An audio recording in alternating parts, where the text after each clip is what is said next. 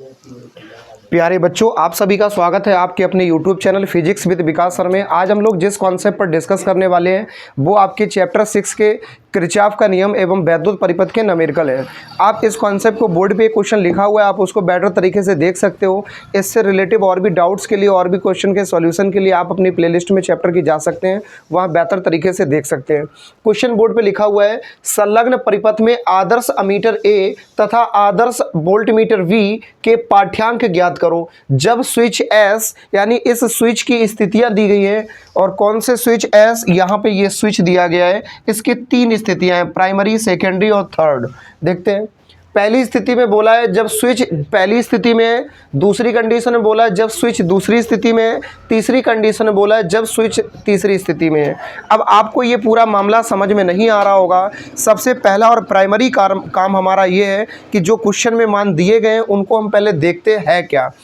सबसे पहले इस पूरे संयोजन में एक सेल जुड़ा हुआ है जिसका विद्युत वाहक बल कितना है, 10 वोल्ट। कितना है बेटा, 10 वोल्ट। और इस विद्युत वाहक बल की बात करें तो यहाँ पे प्लस होगा, इधर माइनस होगा, और करंट फ्लो होने की डायरेक्शन किधर होगी, लेफ्ट साइड। ध्यान से देखिए, इसमें एक वोल्ट मीटर जुड़ा हुआ है जो किसी भी परिपथ में वोल्ट को विभव को वोल्ट में मापने का काम करता है। इसमें एमीटर जुड़ा हुआ है जो कि करंट को मापने का काम करता है एम्पियर में। ये पैमाने जुड़े हुए हैं। ये पूरा यहाँ पे इस प्रकार से संयोजित है। दूसरा, फिर इसके बाद में 199 ओम का इसमें बाह्य प्रतिरोध जुड़ा हुआ है। इसमें स्थितियाँ 3 हैं। पहली स्थिति दिखाएगी जब इसमें धारा बह रही है, जब स्विच लग जुड़ा हुआ है। तो दूसरी और तीसरी स्थिति का कोई रोल नहीं है। ध्यान से सुनो। पहली स्थिति जब इसमें करंट फ्लो हो रहा है उसको हल करेंगे। दूसरी स्थिति में तार कहीं से भी एक दूसरे से जुड़ा नहीं है, यानी सर्किट हमारा कंप्लीट नहीं होगा, और सर्किट कंप्लीट नहीं होगा तो करंट कभी फ्लो नहीं होगा। दूसरी स्थिति में करंट नाम की कोई चीज़ नहीं होगी, यानी सेल का जो विद्युत वाहक बल होगा वही रहेगा। तीसरी स्थिति में करंट तो फ्लो होगा, लेकिन सबसे ज़्यादा करंट इसी स्थिति में होगा क्योंकि इस संयोजन में इतने में कहीं रेजिस्टेंस कहीं नहीं है। आपको हो सकता है पूरा प्रश्न ना समझ में आ रहा हो। अब हम जो बोल रहे हैं दोबारा सुनो।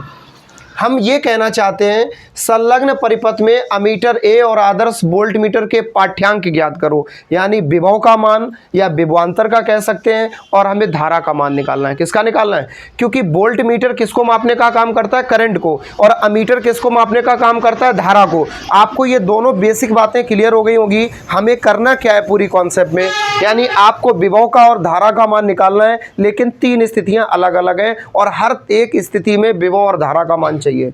पॉइंट क्लियर हो गया। सबसे पहले हम पहली स्थिति की बात करते हैं। पॉइंट नंबर 1,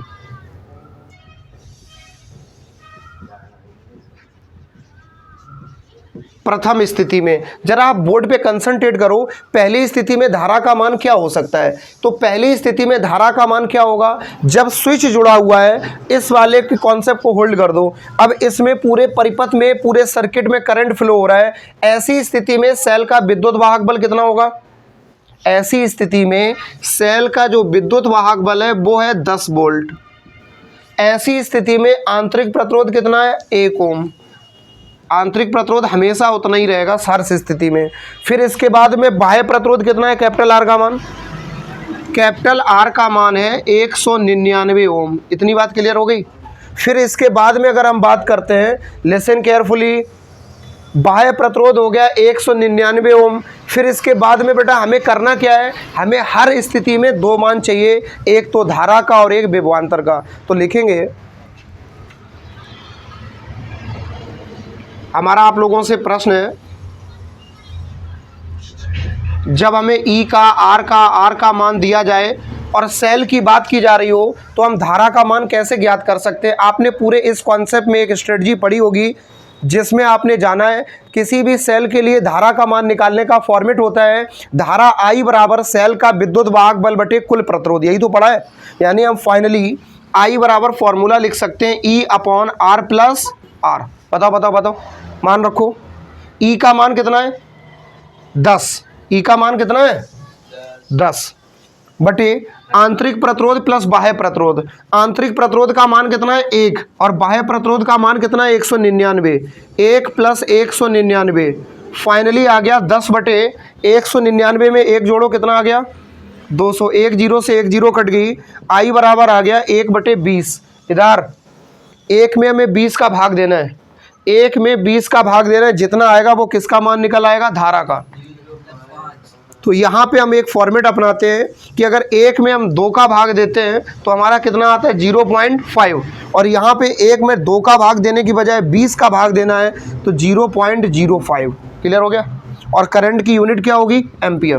पहली स्थिति में धारा निकल आई। अब इसी पहली स्थिति में हमें किसका मान निकालना है, विभवांतर का।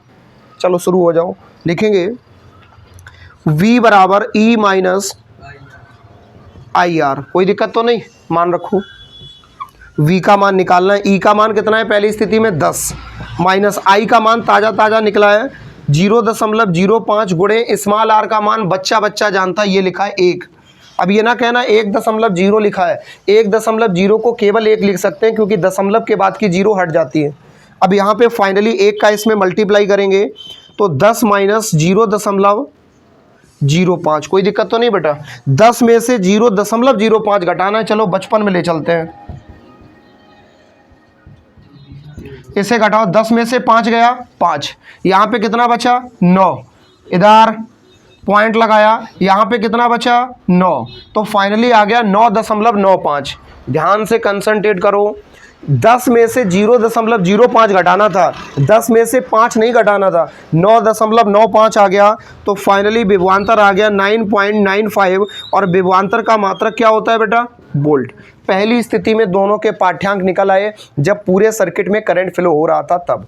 अब दूसरी स्थिति आपको, अगर आपने फिजिक्स बेटर तरीके से पढ़ी है तो आप समझ पा रहे होगे। सेकेंड कंडीशन में करंट, वायर नहीं जुड़ा है तो करंट कहाँ से फ्लो होगा, खाक, यानी दूसरी स्थिति में धारा ही नहीं बहेगी। तो हम क्या लिखेंगे, अब हमें सेकेंड स्थिति में चलना है। स्थिति 2 में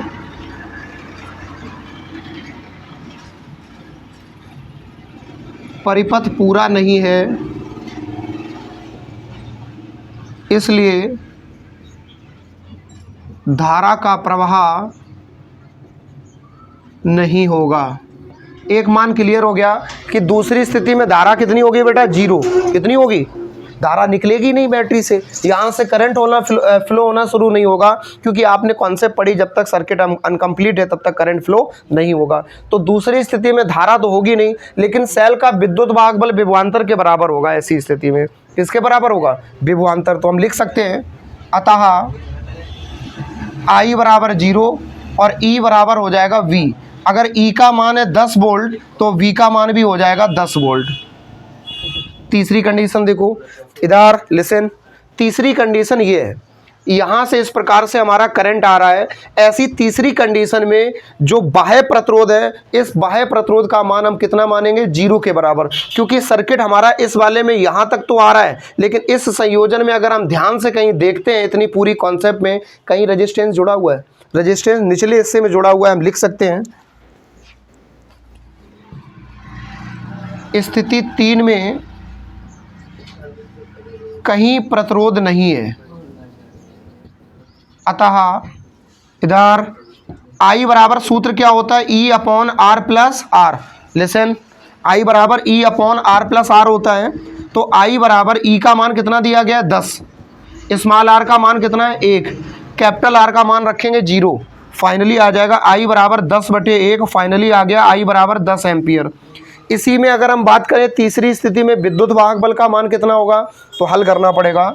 लिखेंगे E बराबर नहीं, V बराबर E माइनस IR। मान रखो V का मान निकालना है, E का मान कितना है 10 सबके लिए बराबर है। I का मान कितना है 10, ताज़ा निकला है। R का मान कितना है 1, 10 माइनस 10 0। जब बेटा प्रतिरोध नहीं होगा तो विभवांतर खाक होगा, विभवांतर भी नहीं होगा। उम्मीद करते हैं कॉन्सेप्ट क्लियर हो गई। स्क्रीनशॉट ले लीजिए। प्यारे बच्चों, क्वेश्चन ऑलरेडी बोर्ड पे लिखा हुआ है, आप सभी लोग देख सकते हैं। इस प्रश्न को हम सॉल्व करने वाले हैं, ऑलरेडी बोर्ड पे मेंशन है। जब 45 ओम के बाह्य प्रतिरोध को बैटरी के टर्मिनलों से जोड़ा जाता है तो इसमें इतनी धारा बहती है, और यदि प्रतिरोध को रेड्यूस कर दिया जाता है तो उतनी धारा बहती है। तो बैटरी का विद्युत वाहक बल और आंतरिक प्रतिरोध का मान पूछा गया है। सबसे पहले प्राइमरी तौर पे स्थितियां 2 दी गई हैं, दोनों को हम अलग अलग लिखते हैं और लिखने के बाद हम कोशिश करते हैं हल करने की। सबसे पहले अगर हम बात करें, मान क्या दिया गया है, 45 ओम का प्रतिरोध है और जो गिवन वैल्यू है उनको हम लिखेंगे। प्रतिरोध को हम प्रदर्शित करते हैं आर से। 45 ओम। इस समय करंट कितना दे रहे हैं, आई का मान है 0.3 एम्पियर। ये पहली स्टेज हो गई। फिर इन्होंने बोला यदि प्रतिरोध को रेड्यूस करके यानी दूसरे नंबर पर प्रतिरोध का मान दिया है, इसको हम क्या लिखेंगे, 30 ओम। फिर हमें दूसरे नंबर पे प्रतिरोध का मान के बाद धारा कितनी दी है, 0.6 एम्पियर। ध्यान से देखो, फिर से सुनो। जब प्रश्न में दो स्थितियां अलग अलग दी गई हैं तो हम दोनों को अलग अलग दर्शाएंगे। ये पहली बार R1 होगा तो धारा I1 है। जब प्रतिरोध इतना है तो धारा इतनी है।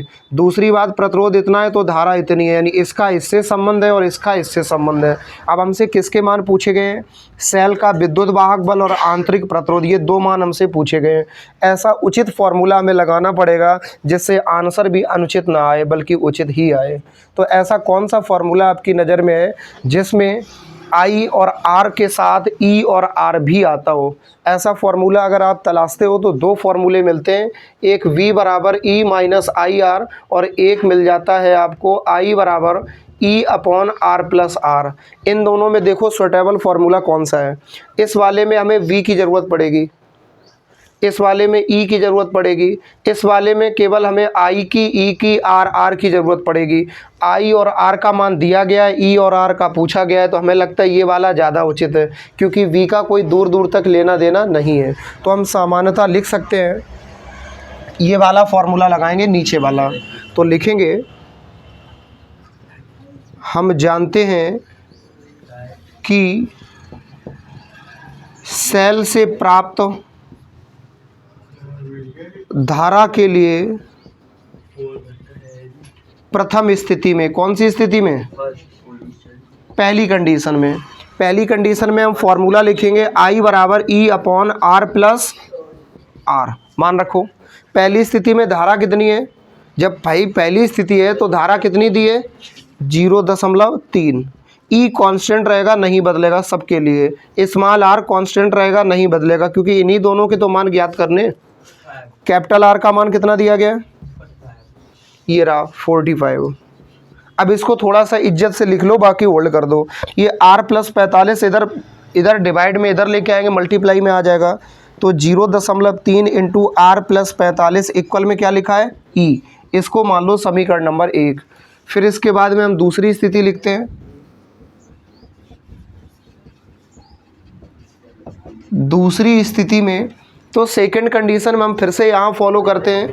I बराबर वही फॉर्मूला है E upon R plus R। मान रखो, मान क्या रखेंगे, I का मान कितना है, I का मान कितना है।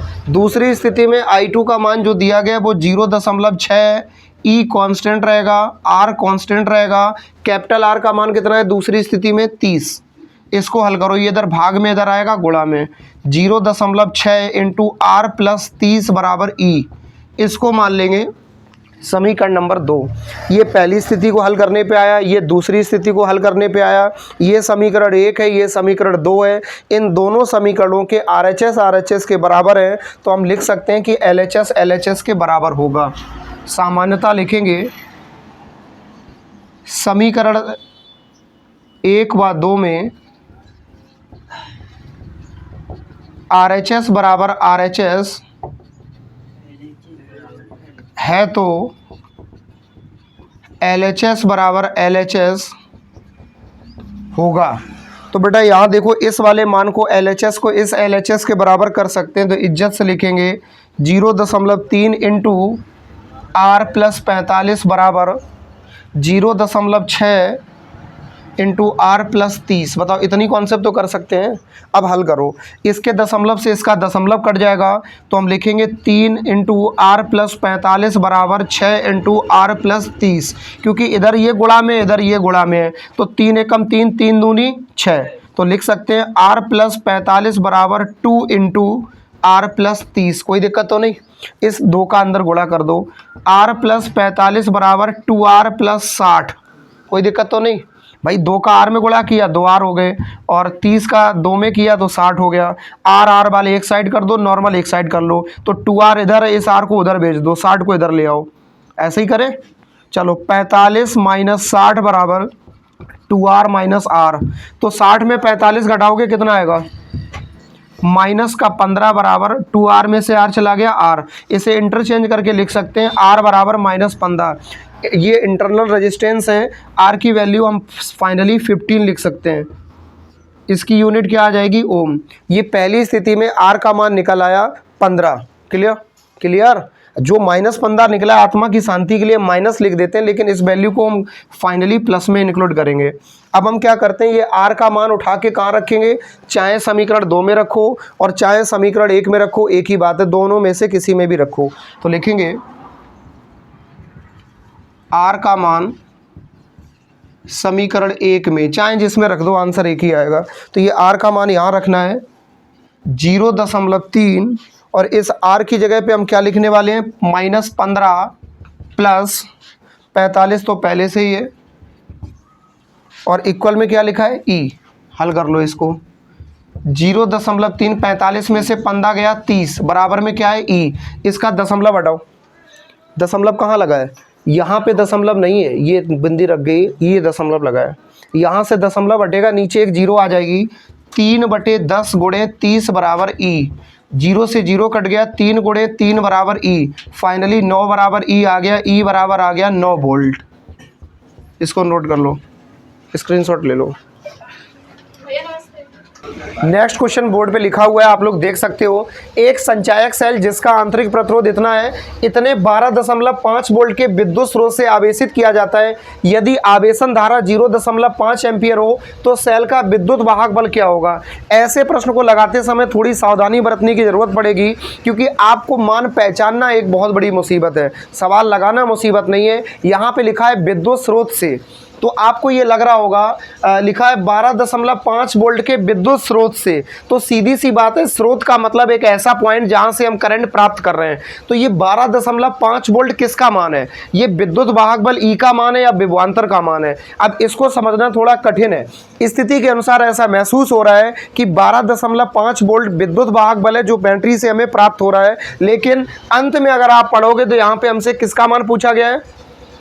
सेल का विद्युत वाहक बल क्या होगा। जब सवाल में विद्युत वाहक बल पूछा है तो ये विद्युत वाहक बल का मान नहीं, किसका मान है? विभवांतर का। किसका मान है? तो लिखेंगे जो गिवन वैल्यू है उसको लिखो सबसे पहले। संचायक सेल जिसका आंतरिक प्रतिरोध 1 ओम है। इस बार स्थितियां थोड़ी ज़्यादा ही विपरीत हैं कि आंतरिक प्रतिरोध का मान ज़्यादा है जबकि बाह्य प्रतिरोध का मान ना के बराबर है। तो लिखेंगे R बराबर हो गया 1 ओम, 12.5 वोल्ट के विद्युत स्रोत से आवेशित किया जाता है, तो विभवांतर का मान हो गया 12.5 वोल्ट। धारा का मान दे रहे हैं, I का मान है अच्छा ये धारा का मान है, सॉरी, ये आवेशन धारा 0.5 एम्पियर, ये करंट की वैल्यू हो गई। ये विभवांतर का मान हो गया, ये आंतरिक प्रतिरोध का मान हो गया, और हमसे पूछा है सेल का विद्युत वाहक बल। अब मन में प्रश्न आ रहा था कि ये इस हिसाब से भाषा के अनुसार ये खुद लग रहा है विद्युत वाहक बल का मान लग रहा है, लेकिन है नहीं, क्योंकि स्थिति में विद्युत वाहक बल का मान पूछा गया तो ये V का मान हो गया। फाइनली हम फॉर्मूला लगा सकते हैं, बेसिक सा फॉर्मूला है V बराबर E माइनस IR। मान पुटअप करो, V का मान हमें दिया गया है 12.5, E का मान निकालना है हमें, I का मान कितना है? 0.5, और इंटरनल रेजिस्टेंस की वैल्यू है 1। तो 12.5 बराबर E माइनस 1 का गुणा करेंगे, कोई फर्क नहीं पड़ेगा। 0.5 माइनस का इधर ले आओ, 12.5 प्लस 0.5 बराबर E। 12.5 में आधा जोड़ दो इधर, बताओ दिव्यांशी कितना आएगा? हाँ, इसका 13 आ जाएगा। आप कहोगे मास्टर 2 दशमलव कहाँ चले गए, तो 13.0 लिखेंगे E। फाइनली इसको हम लिख सकते हैं E बराबर 13 वोल्ट। That's all. उम्मीद करते हैं कॉन्सेप्ट क्लियर हो गई होगी, स्क्रीनशॉट ले लीजिएगा। साथ ही साथ यहीं पर इस वीडियो को समाप्त करते हैं। चैनल को सब्सक्राइब करना और वीडियो को लाइक करने के साथ शेयर करना ना भूलें, और संबंधित छात्रों को चैनल के बारे में ज़रूर बताएं और कमेंट करके अपना ओपिनियन भी दे के जाएं।